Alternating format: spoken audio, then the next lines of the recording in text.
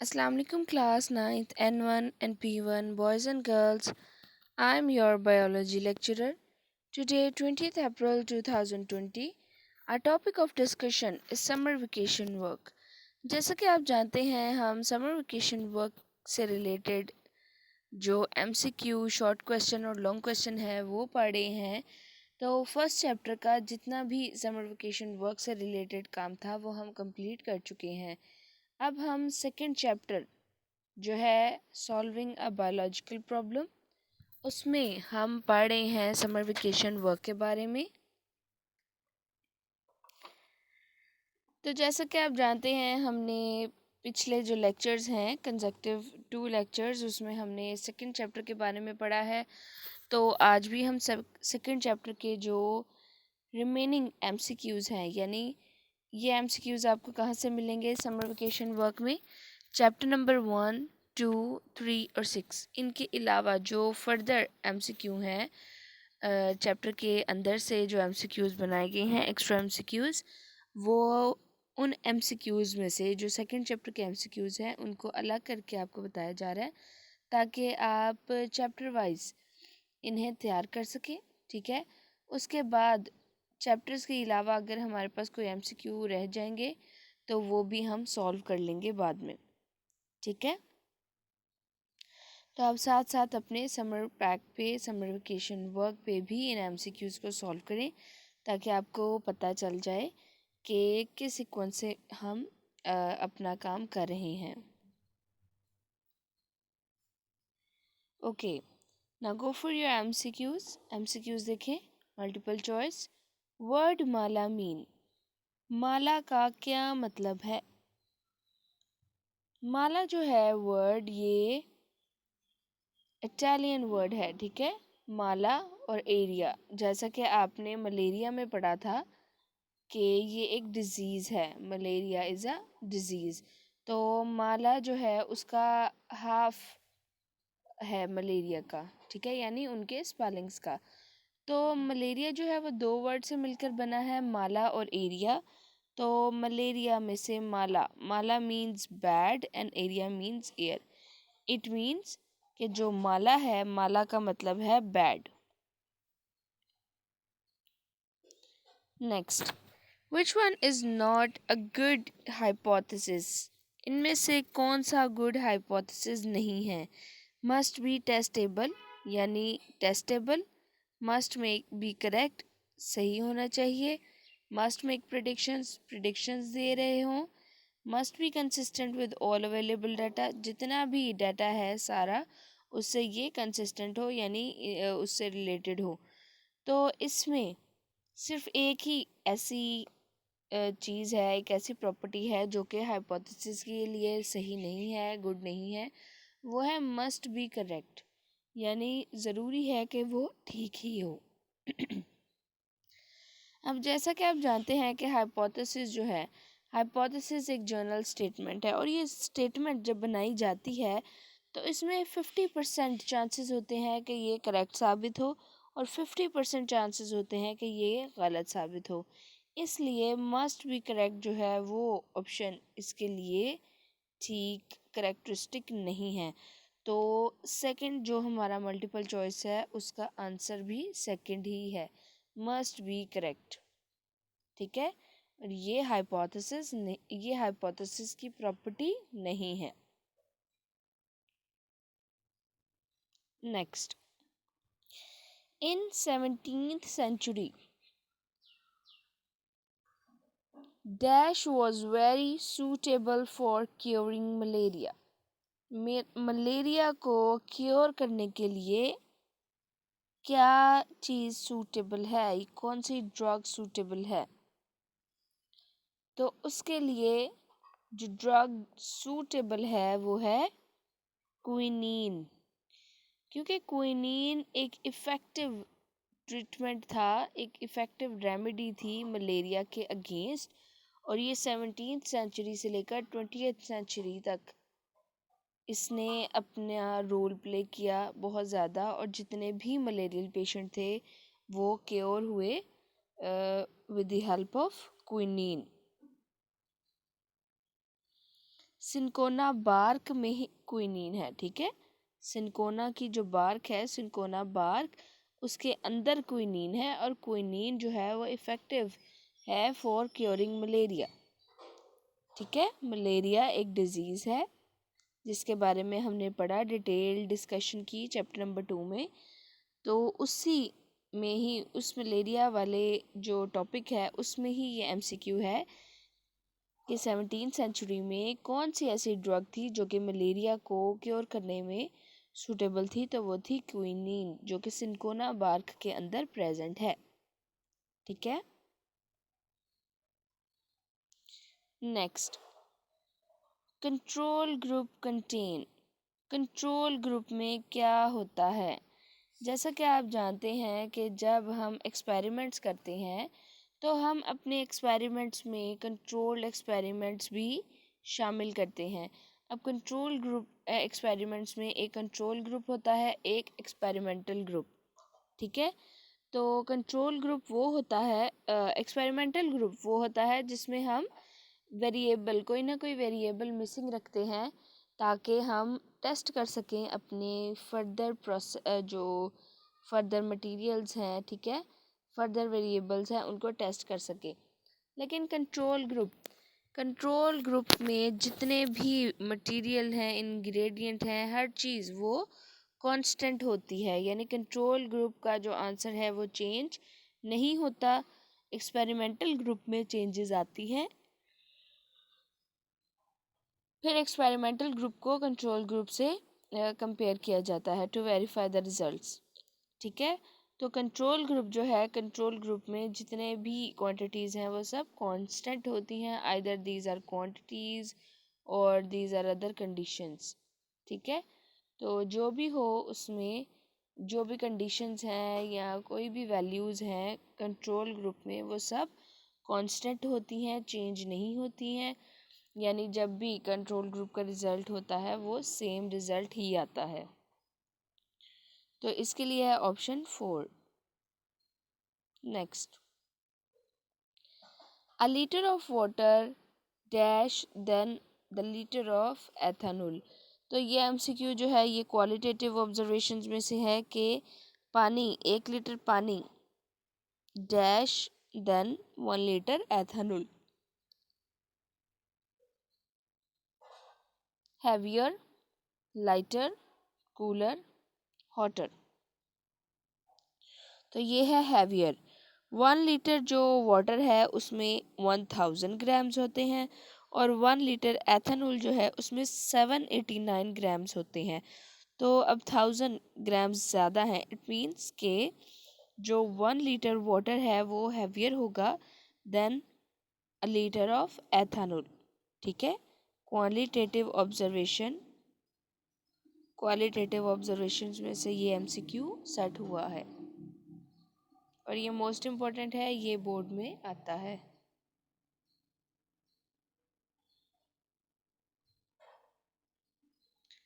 Next, dash are the logical conclusions और consequences of hypothesis.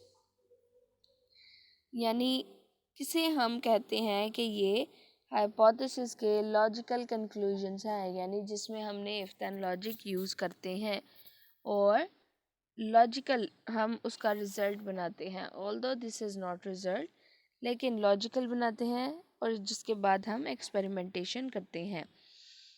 तो इस एमसीक्यू का आंसर है deductions. Deductions are the logical consequences of hypothesis, ठीक है। तो जब हमारे पास एक हाइपोथेसिस आता है तो ये देखने के लिए कि ये ट्रू है या क्या इसके एक्सपेक्टेड रिजल्ट्स हैं, तो उसके लिए हम डिडक्शंस ड्रॉ करते हैं, ठीक है। और डिडक्शंस में हम यूज़ करते हैं इफ़ देन लॉजिक, ठीक है।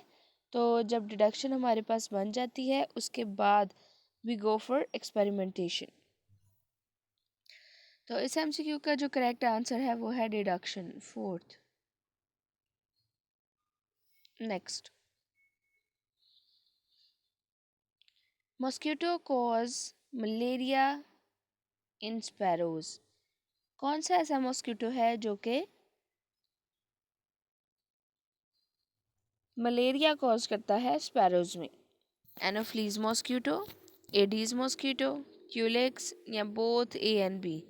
तो इसमें जो आंसर है वो है क्यूलेक्स मॉस्किटो।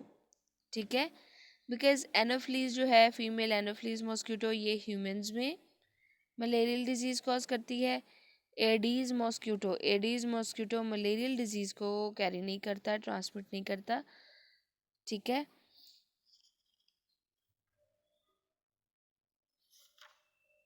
एडीज मॉस्किटो जो है वो डेंगू फीवर को ट्रांसमिट करता है।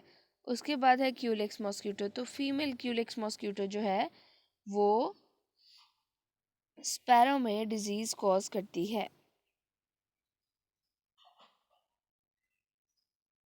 नेक्स्ट,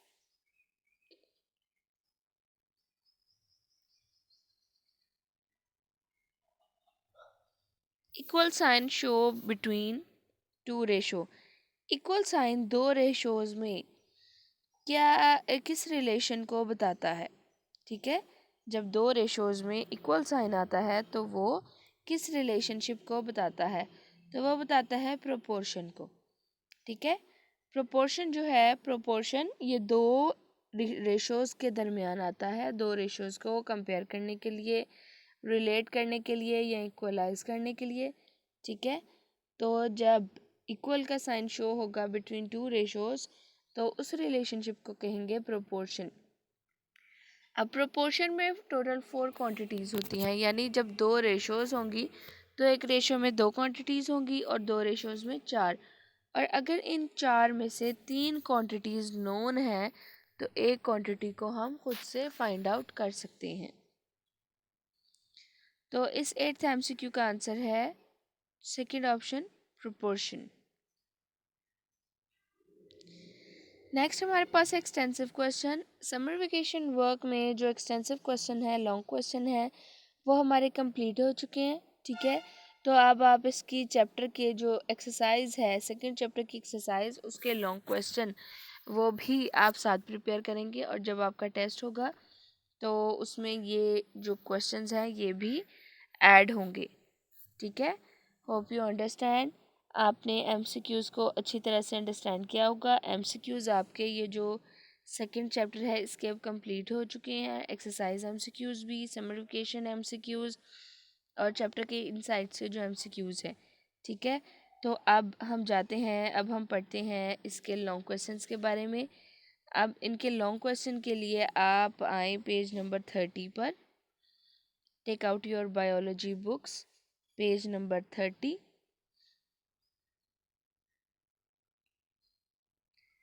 आपने इनके निशान जो हैं इन वो पहले से लगाए हुए हैं, इन लॉन्ग क्वेश्चन को पहले से मार्क किया हुआ है। ठीक है, तो ये दोबारा आपने रिवाइज करने हैं, इसलिए आप दोबारा से देख लें ताकि अगर पहले आपसे कोई भी क्वेश्चन मिस हो गया है या उसका गलत आपने उसको उसका निशान लगा लिया है, गलत उससे देख लिया है, तो इस बार उसे करेक्ट कर लें। ठीक है, तो page number 30, take out your page number 30 from biology books.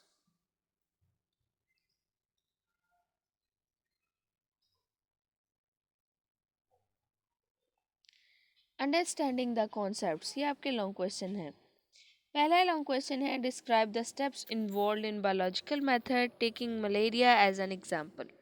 यानी मलेरिया को एग्जाम्पल लेते हुए आपने बायोलॉजिकल प्रॉब्लम जो है उसको सॉल्व करने के जितने भी स्टेप्स हैं वो सब देखने हैं। तो इसका आंसर है पेज नंबर 24 से 26 तक।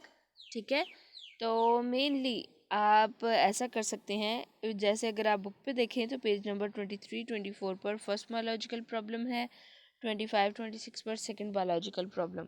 ठीक है, तो जो आपको स्लाइड्स दी गई थी बायोलॉजिकल प्रॉब्लम की, ठीक है, जो प्रेजेंटेशन पावर पॉइंट की आपको बताई गई थी, ठीक है, दी गई थी, उसमें जो फर्स्ट बायोलॉजिकल प्रॉब्लम है वो और सेकंड बायोलॉजिकल प्रॉब्लम वो कंप्लीट आप इसमें करेंगे। ठीक है, तो उन दोनों में से कोई एक बायोलॉजिकल प्रॉब्लम भी आप कर सकते हैं। तो अब बुक पर भी हेडिंग्स हैं, आप चाहे बुक वाली देख लें, ठीक है।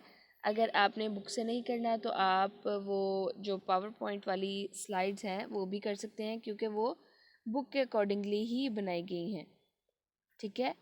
तो मलेरिया वाला जो टॉपिक है, यानी दोनों बायोलॉजिकल प्रॉब्लम जो मलेरिया की हैं, वो दोनों आप अपने सॉफ्ट फॉर्म में जो आपको मलेरिया से रिलेटेड लेक्चर दिया गया था, आप वो वहाँ से भी कर सकते हैं, ठीक है। ताकि आपको कोई प्रॉब्लम ना हो फर्दर हेडिंग की। उसमें बिल्कुल वैसे ही हेडिंग और उससे रिलेटेड जितनी भी इंफॉर्मेशन है, और इवन के बुक की कोई भी एक भी लाइन मिसिंग नहीं है उसमें, ठीक है। तो आप मलेरिया वाला टॉपिक वहाँ से भी कर सकते हैं। नेक्स्ट क्वेश्चन है,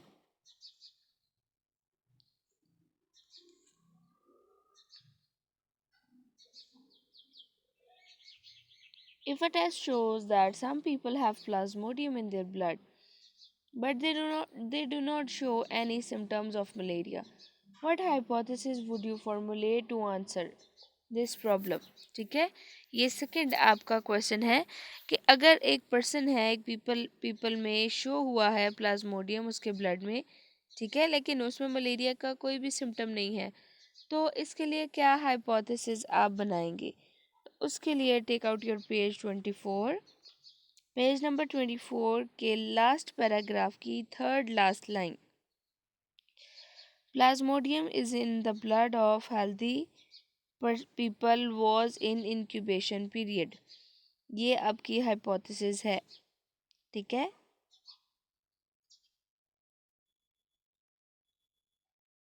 फिर से सुन लें, पेज नंबर 24 पर third last line, Plasmodium in the blood of healthy people was in incubation period, ठीक है। यानी वो ऑर्गेनिज्म जिनके ब्लड में प्लाज्मोडियम देखा गया है वो इंक्यूबेशन पीरियड में है। अब इंक्यूबेशन पीरियड क्या है, the period between the entry of parasite in the host and the appearance of symptom. किसी भी पैरासाइट की एंट्री होस्ट में और जब तक सिम्टम्स अपीयर नहीं हो जाते, उस ड्यूरेशन को, उस पीरियड को कहेंगे इंक्यूबेशन पीरियड, ठीक है। नेक्स्ट है क्वेश्चन नंबर 3।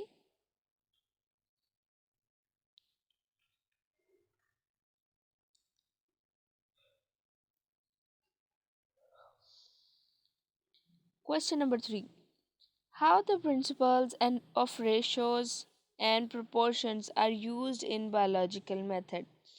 ratios और proportions के principles, उनके methods किस तरह यूज़ होते हैं बायोलॉजिकल मेथड में, ठीक है। तो इसका आंसर है पेज नंबर 28 पर।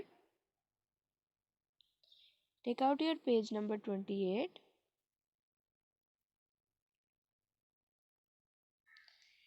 तो डाटा एनालिसिस में आप देखें इसका answer, data analysis is necessary to prove और disprove a hypothesis by experimentation. It is done through the application of statistical methods, ratio and proportion. यानी रेशियो और प्रोपोर्शन जो है ये दोनों स्टैटिस्टिकल मेथड्स हैं, ठीक है। और ये मेनली मैथमेटिक्स में अप्लाई होते हैं, जैसे कि मैथ में भी आप इनकी डेफिनेशन और एग्जांपल्स को पढ़ेंगे, वो भी इसके जैसी ही है प्रोबेबली, ठीक है। When a relation between two numbers a and b is expressed in the term of quotient, it is called ratio of one number to other। जब हम दो नंबर्स का रिलेशनशिप देखते हैं एक दूसरे के साथ और उसे डिवीजन की फॉर्म में लिखते हैं या कंपैरिजन की फॉर्म में लिखते हैं, तो ये रेशो है एक क्वांटिटी की दूसरी क्वांटिटी के साथ, ठीक है। रेशो में भी express by putting a division और colon mark between two numbers. For example, ratio between 50 malarial patient and 150 normal patient is 1:3, ठीक है। ये रेशो से रिलेटेड कंप्लीट है उसकी एग्जांपल और उसकी डेफिनेशन। उसके बाद है प्रोपोर्शन, नेक्स्ट पैराग्राफ से। Proportion means to join two equal ratios by sign of equality. Proportion का मतलब है कि दो इक्वल रेशोज को कंबाइन करना इक्वालिटी के प्रोपोर्शन से। For example A ratio B proportion C ratio D, ठीक है। It is a proportion between two ratios. This proportion में be expressed as A ratio B, proportion C ratio D. When three values in a proportion are known, the fourth value can be calculated. ठीक है, तो ये complete answer है ratio और proportion का। Next है हमारे पास क्वेश्चन नंबर 4।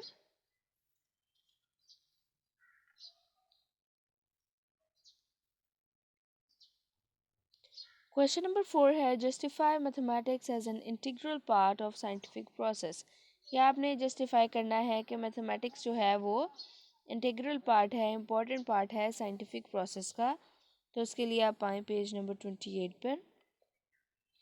पेज नंबर 28 पर इस चैप्टर का जो लास्ट टॉपिक है वो है mathematics as an integral part of scientific process.